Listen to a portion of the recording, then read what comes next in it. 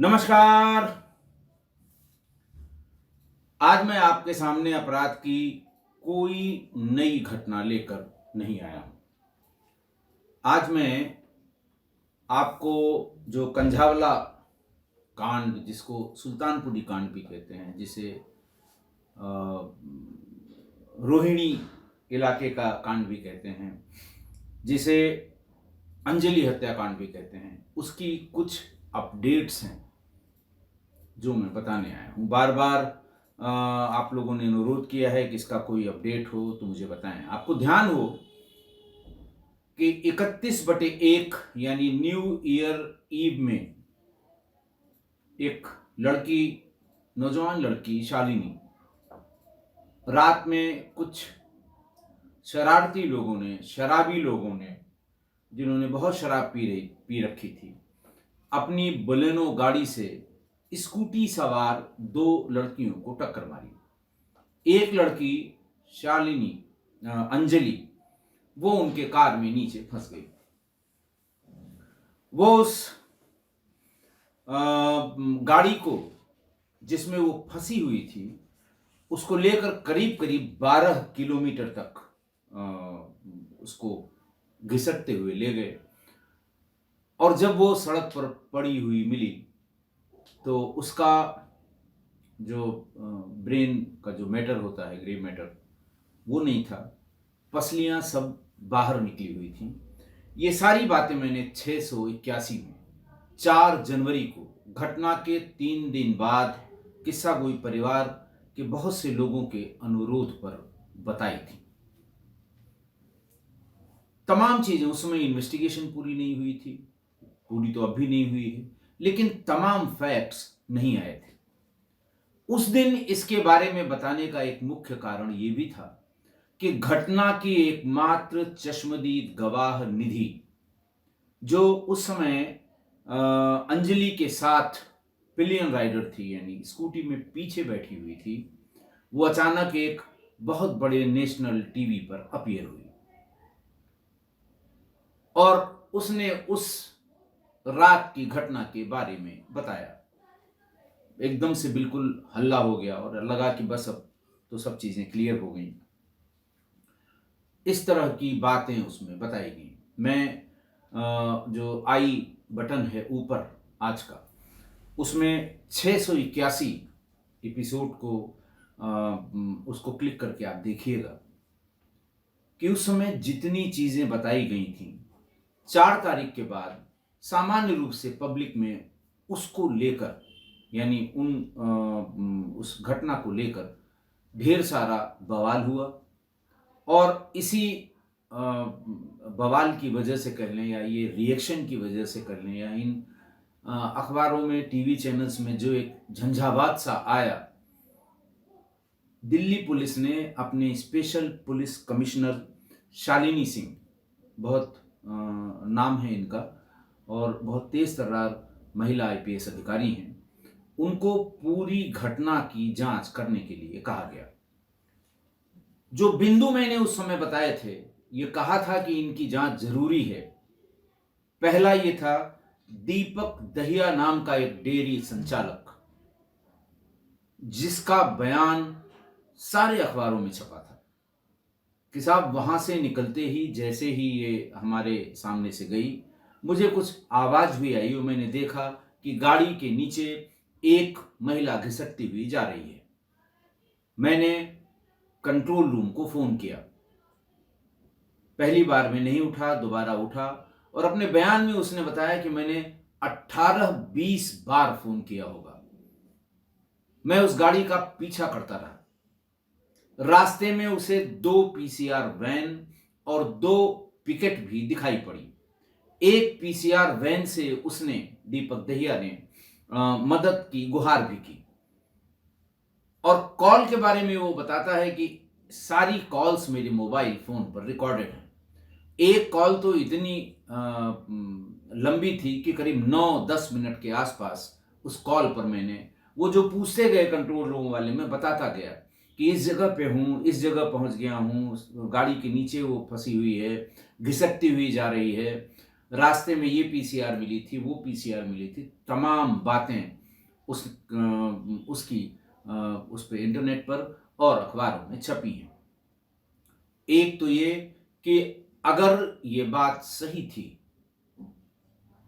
दीपक दहिया का बयान सही था, कंट्रोल रूम पर सही समय पर सूचना दे दी गई थी, तो कार्रवाई क्यों नहीं हुई? या कार्रवाई तुरंत हो गई होती तो शायद उसकी जान बच जाती। तीसरा ये कि कौन जिम्मेदार था कि ये सूचनाएं मिलने के बाद उसको कहां डिसिमिनेट किया जाना है, कहां नीचे बताया जाना है, कहां से एक्शन होना है। और ये पीसीआर वैन्स जो चौराहे चौराहे पर मिलेंगे आपको दिल्ली में,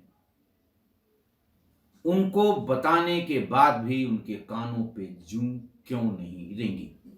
ये बात मैंने बताई थी। और इसकी क्लिप आप देखिए, मेरे ही वो 881 एपिसोड में, शालिनी में, जो मैंने कहा था उसको मैं आपको दिखा रहा हूं। 15-20 सेकंड की क्लिप है, आप देखिएगा। कदम कदम पर खड़ी होने वाली पीसीआर व्हीकल, किसी एक ने चेस किया होता, ओवरटेक करके रोक लिया होता। जैसे जब उसको हॉस्पिटल ले जाया गया तो वो ब्रॉड डेड थी।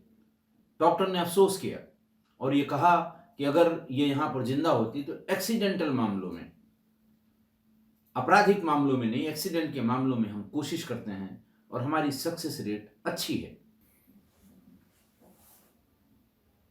फिर दूसरा आरोप, दूसरी बात जो मैंने बताई थी कि आखिरकार निधि को 3 दिन बाद यह ज्ञान कैसे आया? उसने पहले पुलिस को क्यों नहीं बताया? उसने पहले या दूसरे दिन ही अखबार वाले घूम रहे थे, अपने पार्षद के माध्यम से किसी से संपर्क कर लेती, लेकिन कहीं नहीं। वो सीधे एक बहुत बड़े नेशनल टीवी चैनल पर अपीयर हुई। आते ही उसने जो बात कही कि अंजलि बहुत शराब पिए हुई थी, बहुत ज्यादा शराब पिए हुई थी। गनीमत है कि हम उस बोलेनो से लड़े, वरना हम ट्रक से एकदम भिड़ने वाले थे। मैंने अपने इसी एपिसोड में 681 में बहुत स्पष्ट कहा था कि ये निधि का बयान ट्यूटर्ड है, ये नेचुरल बयान नहीं है। मैं ये स्पष्ट नहीं कह सकता था उस समय कि ये ट्यूटर्ड, पुलिस ने इसको ट्यूटर्ड किया है या जो अपराधी थे उन्होंने ट्यूटर्ड किया है, उन्होंने इसको सिखाया पढ़ाया है कि ऐसा बोलना है। तो देखिए, अपराधी उस समय पकड़े जा चुके थे। हो सकता है उनके साथ वालों को ये पता हो गया हो कि हाँ साहब ये भी साथ में थी, उन्होंने पकड़ा हो। लेकिन इतने बड़े चैनल पर सिवा पुलिस के कोई भी ब्रेकिंग न्यूज बनाने के लिए उसको नहीं बिठा सकता था। इसका मतलब पुलिस ने ट्यूटर्ड करा के उसे एक चैनल पे बिठाया। अब आप पूछेंगे कि उसने शराब की बात कह दी तो क्या उससे फर्क पड़ा, क्यों वो झूठ कहेगी, क्यों वो ऐसा कहेगी? बात समझने की कोशिश करिए।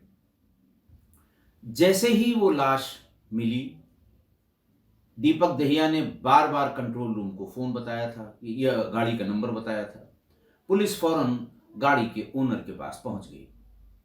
आइडेंटिफाई हो गए कौन कौन लोग गाड़ी के भीतर थे। 5 लोग थे, पांचों पकड़े गए। पांचों का नाम भी शायद मैंने बताया था। उनका नाम था दीपक खन्ना, अमित खन्ना, कृष्ण, मिथुन और मनोज मित्तल। ये सब पकड़े गए। पुलिस ने फौरन एक्सीडेंट का केस यानी एफआईआर लिख ली 304 में। ध्यान रहे, 304 ए में केवल 2 साल की सजा है, 304 में 10 साल की सजा है और 302 में मैक्सिमम सजा फांसी की है, हत्या की। तो पुलिस ने पहला काम किया कि ये मुकदमा लिख दिया। अब ये मुकदमा भी कैसे खत्म हो? अगर कोई ये साबित कर दे कि वो बहुत शराब पिए हुए थी, तो फिर इनकी सजा 2 महीने 4 महीने में सिमट कर रह जाएगी। साहब इनकी क्या गलती थी, सामने वाला शराब पी के आके टूट पड़ा हमारी गाड़ी में, ट्रायल हो ही जाता और फिर उसमें ये मुक्त भी हो जाते, या हो सकता है 2-4 महीने की सजा में इनका काम चल जाता। इसलिए निधि को वहां बिठाकर, और ट्यूटर तो ये उसी दिन साबित हो गया जब अगले दिन अंजलि की पोस्टमार्टम रिपोर्ट आई। पोस्टमार्टम रिपोर्ट भी सभी नेशनल टीवी चैनल्स पर चली कि अंजलि के पोस्टमार्टम में ट्रेसेस ऑफ अल्कोहल भी नहीं मिले हैं, यानी उसने कतई शराब नहीं पी थी। बाद में यह भी पता लगा कि यही निधि 2-3-4 साल पहले आगरा में मादक पदार्थों की तस्करी यानी नशे की तस्करी में पकड़ी गई थी, जेल गई थी। आप अंदाज लगाइए, तो एक एक्सीडेंट की धारा में मुकदमा लिख लिया गया, 2 निधि को सबसे बड़े टीवी चैनल पर बिठा के उससे कहलवाया गया कि बहुत शराब पी थी वो तो कहिए बुलेनो से लड़ गई नहीं, वो तो ट्रक से लड़ जाती। यानी जो लोग भी इसमें शामिल थे उन्हें बचाने का प्रयास किया गया।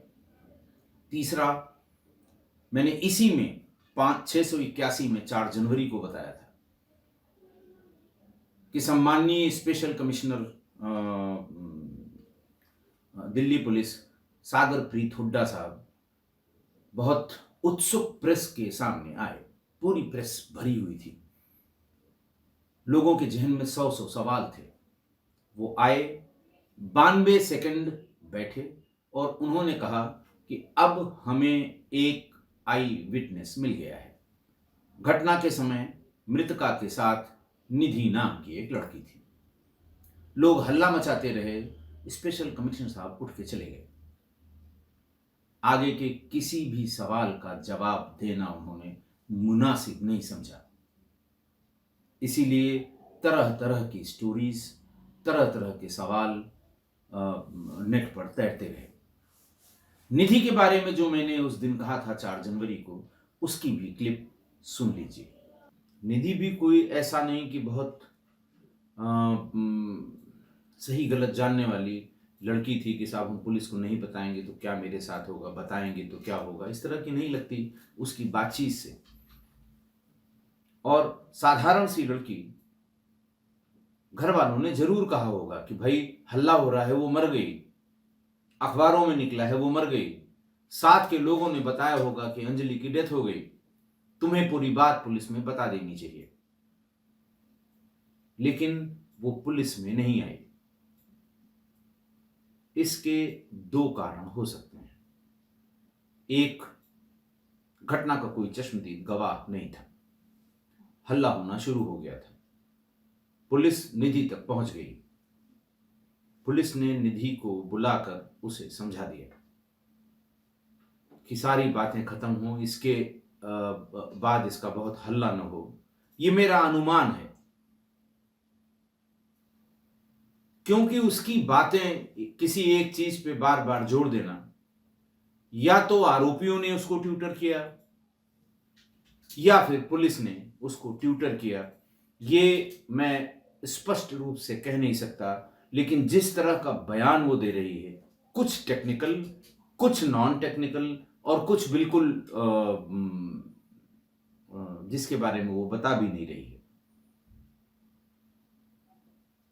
वैसे ईश्वर करे कि वो नेचुरल बोल रही है जो उसके साथ हुआ है, लेकिन ये भी उसको एक्सप्लेन करना होगा कि 3 दिन बाद वो क्यों घटना के बारे में बताने आई। उसका ये कहना कि मैं डर गई, उसका ये कहना कि मैंने मां को बता दिया। मां से भी पूछताछ होनी चाहिए, कितने बजे बताया, क्या सजेस्ट किया, किसने सजेस्ट किया, पुलिस में जाने आने के बारे में किसने सजेस्ट किया कि मत जाओ, किसने सजेस्ट किया कि नहीं चली जाओ, और वो क्यों नहीं गई।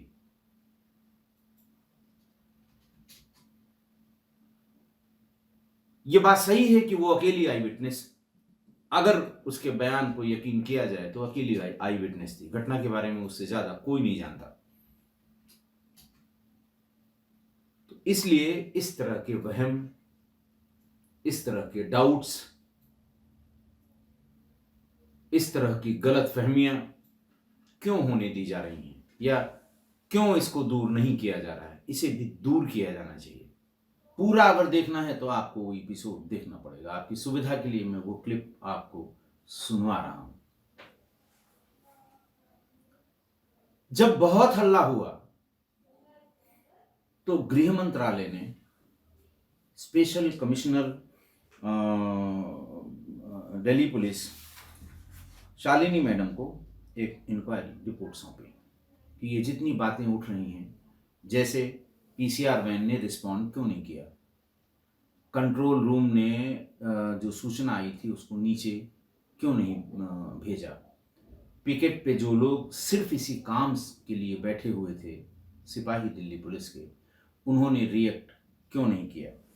तीसरा कि डीसीपी साहब जो हरेंद्र कुमार साहब थे, उन्होंने पब्लिक बयान बिना पूरी बात समझे हुए कैसे दे दिया कि ये सिर्फ एक एक्सीडेंट है। अंजलि मैडम ने इसकी बिंदुवार समीक्षा की, जांच की, बयान लिए, और बयान में उन्होंने कल जो गृह मंत्रालय को यानी होम मिनिस्ट्री को, एमएचए को जो अपनी रिपोर्ट सबमिट की, उसमें उन्होंने कहा कि हाँ, ये बात सही है कि वो 12 किलोमीटर तक भागती रही कार, महिला उसके नीचे घिसटती रही, और ये भी सही है कि उस समय इसको 2 पीसीआर वैन और 2 पिकेट ड्यूटी के सिपाही मिले थे, और किसी ने भी उस बच्ची को, उस लड़की को बचाने की कोशिश नहीं की। शालिनी मैम के इस जांच रिपोर्ट के आधार पर एमएचए ने फौरन इन सभी पुलिसकर्मियों को सस्पेंड करने की बात कही, और दिल्ली पुलिस कमिश्नर ने इन सभी को सस्पेंड भी कर दिया। कुल 11 लोग सस्पेंड हुए, और इसमें सब इंस्पेक्टर पद के 2, एएसआई पद के 4, हेड कांस्टेबल पद के 4 और कांस्टेबल पद के 1 अधिकारी को सस्पेंड किया। ये मैंने बताया, ये कोई बहुत ऐसी टेक्निकल बात नहीं थी कि मैंने बता दिया इसलिए ऐसा हो गया। बड़े कॉमन सेंस की बात है। अखबारों में पूरा रूट छपा हुआ था, पूरा का पूरा रूट इंटरनेट में सब जगह छपा हुआ था, फला जगह से गई और फला जगह तक। आखिरकार वहां आने जाने वाले जो रूटीन के लोग हैं, जो आसपास के लोग हैं, जो मोहल्ले पड़ोस के लोग हैं, जो वहां आसपास की कॉलोनीज में रहते हैं, उनको पीसीआर वैन का फिक्स्ड पॉइंट पता है। उन्हें भी तो जानकारी होगी कि साहब अगर इस रूट से गया है तो ये पीसीआर, ये पीसीआर, ये पिकेट जरूर मिली होगी। सामान्य सी बात है, बस लोकल पुलिस को ये नहीं दिखाई दिया। एमएचए ने, गृह मंत्रालय ने, special commissioner police Shalini Singh ma'am के इस रिपोर्ट के आधार पे इन सभी 11 लोगों को सस्पेंड कर दिया गया। डीसीपी श्री हरेंद्र सिंह को कारण बताओ नोटिस जारी किया गया कि आपने ऐसा गैर जिम्मेदाराना बयान प्रेस के सामने बिना फैक्ट्स की जांच किए, जबकि आप उसी इलाके के डीसीपी थे, फैक्ट्स के बारे में आपको सबसे पहले पता होना चाहिए था, लेकिन ऐसा बयान देके कंफ्यूजन क्यों पैदा किया। तीसरी बात जो शालिनी मैम की उस रिपोर्ट में है, ये रिपोर्ट सार्वजनिक है और सब आप इंटरनेट पे ढूंढेंगे तो मिल जाएगी, कि जो लोग सुपरवाइजरी पोजीशन के थे, इस पीसीआर वैन और कंट्रोल रूम और इन सब के जो सुपरवाइजरी पोजीशन के अधिकारी थे, उनका भी जवाब तलब किया जाए कि उन्होंने क्या सुपरवाइज किया। चप्पे चप्पे पर पुलिस तैनात होने का दावा पुलिस कमिश्नर ने किया था। पुलिस तैनात भी थी। किस लिए तैनात थी?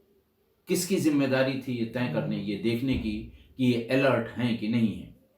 किसकी जिम्मेदारी थी कि कंट्रोल रूम में जो सूचनाएं आ रही हैं वो वेरीफाई हुई कि नहीं? तीसरी बात जो शालिनी मैम ने बताई वो ये बताई कि ये स्पष्ट रूप से हत्या का मामला है। एक्सीडेंट की धाराओं में पंजीकृत अपराध को तत्काल 302 आईपीसी में तरमीम किया जाए और इन सभी अभियुक्तों को, 5 तो कार सवार थे, 2 लोगों को और पकड़ा गया था जिन्होंने इस पूरी घटना को फर्ज करने का, अपराधियों को बचाने का, गलत सलत बयान दिलवाने का जो काम किया था, आशुतोष और अंकुश खुराना। इसमें से आशुतोष भारद्वाज की जमानत एप्लीकेशन 2 दिन पहले ही कोर्ट ने रिजेक्ट कर दी है, जमानत की दरखास्त को खारिज कर दिया है। तो वो जो एक्सीडेंट की धाराएं थी उनको फौरन, अब दिल्ली पुलिस का जो बयान उसमें है कि हाँ सब हम इसकी लीगलिटी को, टेक्निकलिटी को, उपलब्ध एविडेंस को, इन सब को देखते हैं और तब हम इसको 302 में कन्वर्ट करेंगे। बहरहाल आप ये जान लीजिए इसे हर हाल में 302 में कन्वर्ट होना है।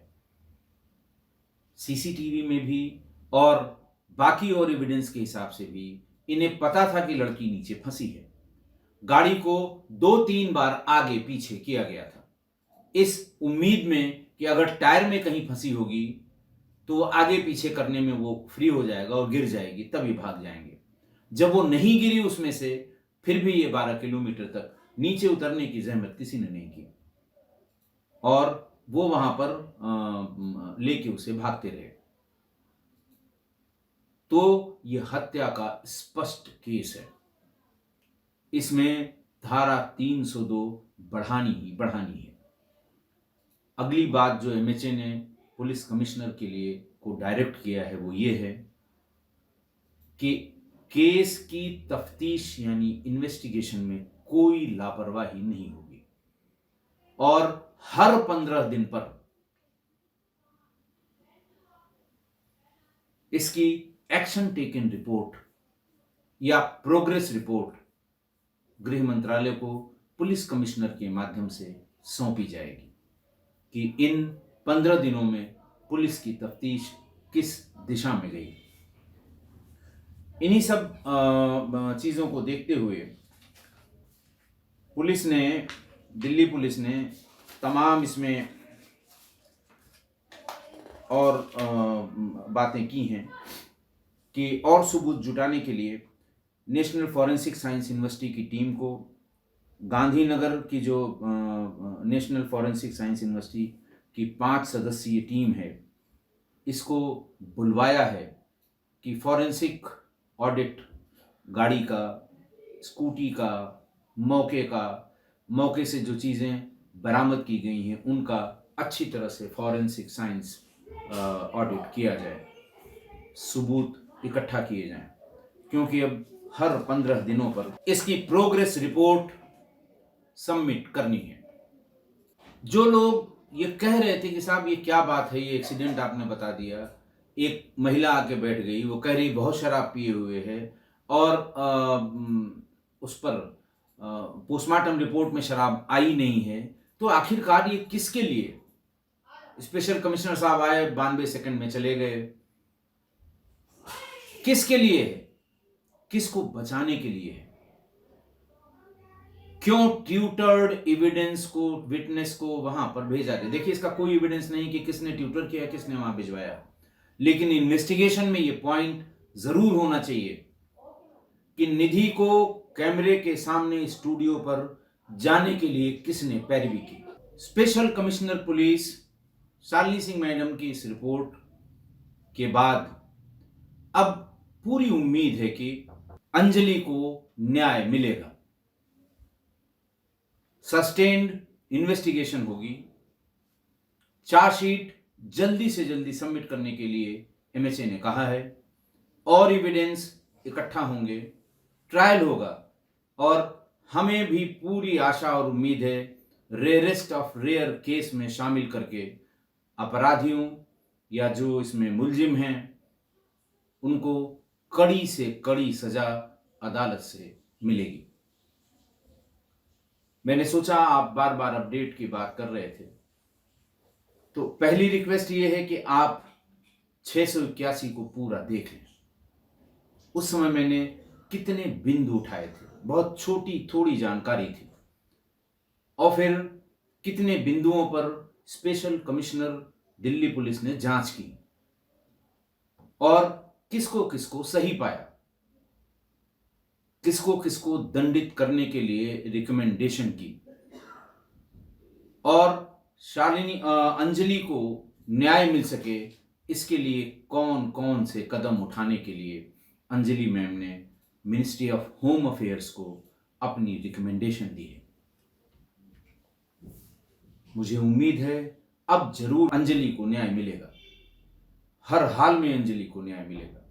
उसकी माँ, उसके घर परिवार वाले जो बार बार मांग कर रहे थे कि साहब हत्या का मुकदमा दर्ज किया जाए, सुल्तानपुरी की पुलिस ने लापरवाही की है, पीसीआर वालों ने लापरवाही की है, ये सारे आरोप सही पाए गए। मैंने सोचा अपने सुधी श्रोताओं को इस पूरे केस से अपडेट कर दूं। आज के लिए इतना ही। बहुत बहुत धन्यवाद।